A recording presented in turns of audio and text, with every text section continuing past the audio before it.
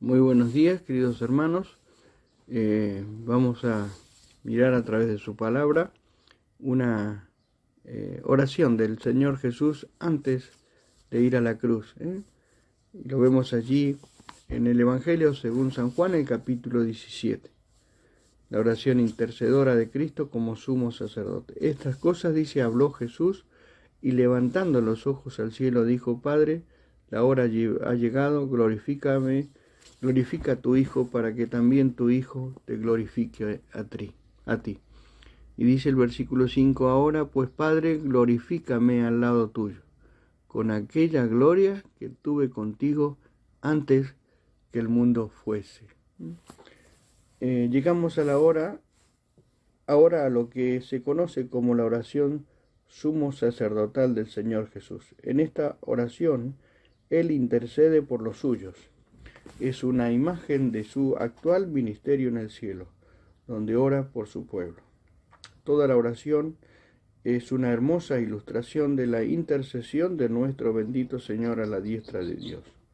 No hay ni una sola palabra contra su pueblo, ni una referencia a sus fracasos o faltas. No, Él habla de ellos solo como eran en el propósito del Padre, como vinculados a Él y como receptores de aquella plenitud que Él vino a darles desde el cielo. Todas las peticiones particulares del Señor por su pueblo se relacionan con cosas espirituales.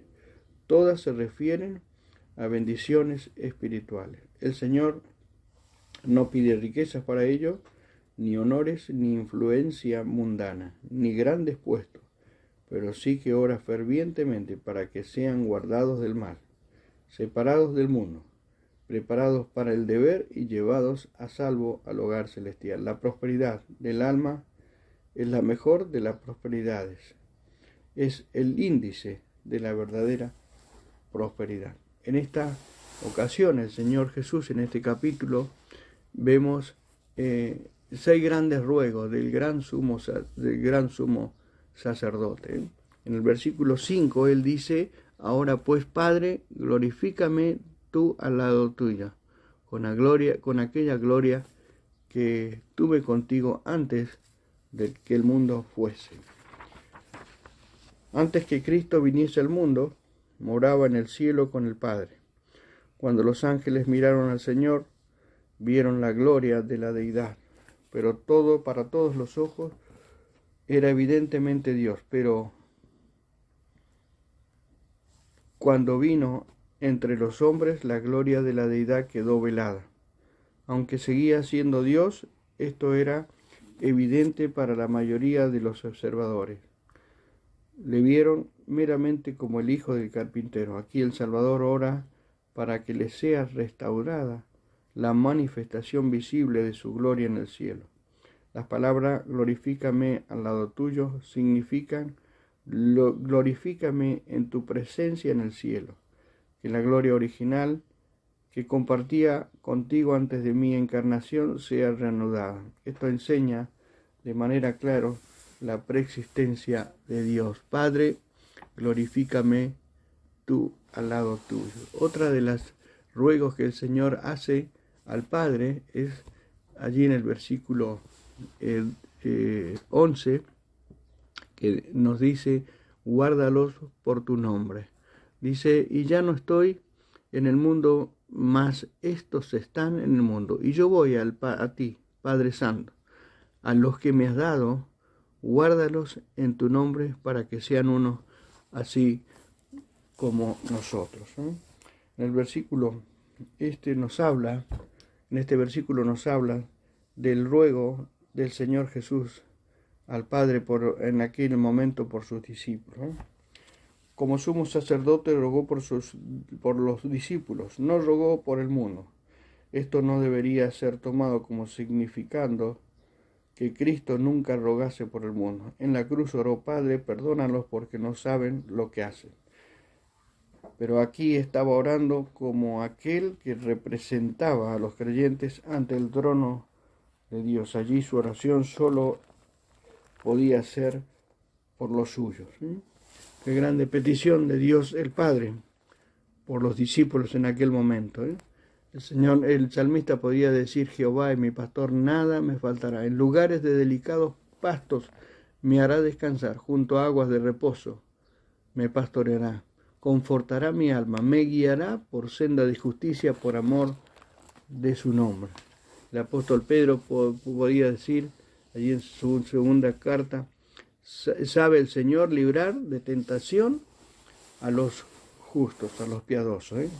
Una oración preciosa del Señor pidiendo en aquel momento por sus discípulos. También allí en el versículo 14 y 15 hace otra petición más: yo les he dado tu palabra y el mundo los aborreció, porque no son del mundo como tampoco yo soy del mundo. No ruego que lo quites del mundo, sino que lo guardes del mal. El Señor dio la palabra de Dios a los discípulos, y ellos la recibieron.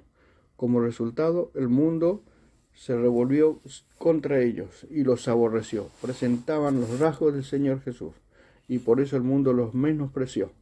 No concordaban con el orden mundano de cosas. El Señor nos rogaba que el Padre quitase a los creyentes del mundo de un modo inmediato. Habían de ser dejados aquí para crecer en la gracia y dar testimonio de Cristo. Pero la oración de Cristo era que fuesen guardados del maligno. No escapar de este mundo, sino para preservación y para que su palabra siguiera llevándose hasta aquí, hasta nosotros. Allí en el versículo también expresa que los cristianos no son del mundo, como tampoco Cristo era del mundo. Deberíamos recordar esto cuando somos tentados a involucrarnos en un pasatiempo mundano o a entrar en asociaciones mundanas en las que el nombre de Jesús no es bien acogido. También tenemos otra de las peticiones del Señor en este capítulo, y es allí en el versículo 17. Dice: santifícalos en tu verdad. Tu palabra es verdad. Qué hermosa oración y petición del Señor hacia el Padre. Santificar significa poner aparte. La palabra de Dios tiene un efecto santificador en los creyentes, en cada uno de nosotros. Al leerla y obedecerla, somos separados como vasos apropiados para el uso del Maestro. Esto es exactamente lo que pedía el Señor aquí. Quería un pueblo apartado a Dios, separado del mundo, útil para Dios.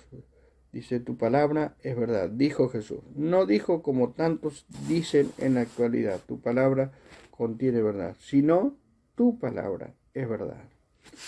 Que el Señor nos ayude a poder amar su palabra, la cual hace ese proceso santificador en cada una de nuestras vidas. Santificar no significa necesariamente ser santo.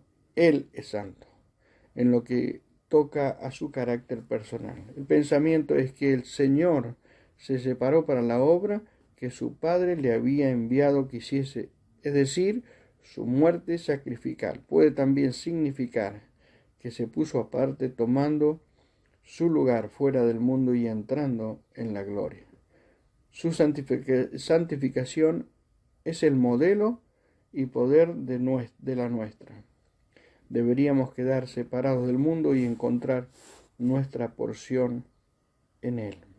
Ahora el Señor Jesús ora por todos los creyentes y hace una petición: que todos seamos unos. Allí en el versículo 21. Dice el versículo 20: mas no ruego solamente por esto, sino también por los que han de creer en mí por la palabra de ellos, para que todos sean uno, como tú, oh Padre, en mí y yo en ti, que también ellos sean uno en nosotros, para que el mundo crea que tú me enviaste. Ahora el sumo sacerdote extendió su oración más allá de los discípulos. Oró por generaciones aún no nacidas. De hecho, cada creyente que lea este versículo puede decir: Jesús oró por mí hace más de 2000 años. Esta oración fue para la unidad entre los creyentes, pero esta vez era con la salvación de los pecadores a la vista. La unidad por la que Cristo rogó no era cuestión de una noción eclesial externa. Más bien se trata de una unidad basada en una semejanza moral común. Está orando que los creyentes fuesen uno en la exhibición del carácter de Dios y de Cristo. Esto es lo que haría que el mundo creyese que Dios lo envió. Esta es la unidad que hace decir al mundo: veo a Cristo en estos cristianos, como el Padre era visto en Cristo. Qué bendición tenemos cuando nos acercamos a Él. Así como Moisés subió aquí al monte para que Dios les diera las instrucciones para poder seguir la tarea que él tenía a través de llevar ese pueblo en el desierto y de dictaminarle los 10 mandamientos en aquellas tablas de la ley. Cuando descendía del monte, los israelitas no podían ver a Moisés viendo el resplandor de la gloria en ese tiempo Moisés había estado allí. Que nosotros también podamos reflejar la gloria del Señor en cada una de nuestras vidas. Y por último vemos una de las oraciones que el Señor hace: que vean mi gloria. El mundo no solo dará cuenta de que Jesús era Dios, sino que también sabrá que los creyentes eran amados por Dios. Que seamos amados, así parece increíble, pero ahí está la condición en la cual Dios quiere que seamos. El Hijo desea tener a su pueblo consigo en la gloria. Cada vez que un creyente muere, es en cierto sentido una respuesta a esta oración. Si nos diésemos cuenta de esto, no sería una consolación en medio de nuestro dolor. Morir es partir y estar con Cristo y ver su gloria. Esta gloria no es solo la gloria de la deidad que Él tenía antes que el mundo fuese, es también la gloria que ha adquirido como Salvador y Redentor. Esta gloria es una prueba de que Dios ha amado a Cristo desde antes de la fundación del mundo. El amor de Dios, que antes de la creación del mundo físico tuvo su objeto adecuado en la persona del Hijo, lo encuentra desde la creación del nuevo mundo espiritual, en todos aquellos que estamos unidos al Hijo. Lo que Dios deseaba al enviar a su Hijo a la tierra era precisamente poner forma para sí mismo, poder formar para sí mismo en medio de la humanidad una familia de hijos que llevasen su semejanza. Es por causa de Jesús en el creyente que Dios puede amarle como ama a Cristo. Las peticiones hechas por Cristo en este capítulo para su pueblo se refieren a cosas espirituales, a bendiciones celestiales.